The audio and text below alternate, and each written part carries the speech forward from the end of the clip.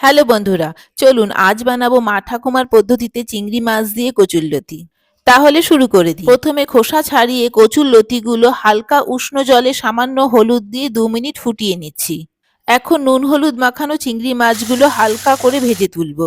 এবার তেলে 5 ফোড়ন ও লাল লঙ্কা ফোড়ন দিয়ে ফোড়নটা একটু ভেজে কচুরলতিগুলো দিয়ে দিচ্ছি। এখন এই কচুরলতিগুলো বেশ কিছুক্ষণ ভাজা হতে দেব, কারণ এতে যদি এখন আমি নুন হলুদ দিয়ে দিই তাহলে কচুরলতিগুলো ঝরঝরে হবে না, লেগে যাবে। দেখুন কচুরলতিগুলো অনেকটাই মজে গেছে। এবার এতে আমি পরিমাণ মতো নুন হলুদ দিয়ে আরো কিছুক্ষণ ভাজা ভাজা করছি। এবার বাটনাটা রেডি করে নিই। সর্ষে বাটার মধ্যে আমি অল্প কাঁচা সর্ষের তেল ও সামান্য নুন দিলাম। এতে বাটনাটা তিতকুটে হবে না আর রান্নাটাও টেস্টি হবে। এখন এতে আমি চিড়ে নেওয়া লাল লঙ্কা ও ভেজে রাখা মাছ দিয়ে নাড়াচাড়া করে বাটনাটা দিয়ে সাথে স্বাদমতো চিনি দিয়ে ঝরঝরে করব। এখন নারকেল কোড়া ছড়িয়ে 2 মিনিট রান্না করে পরিবেশন করব মা ঠাকুমার চিংড়ি লতি।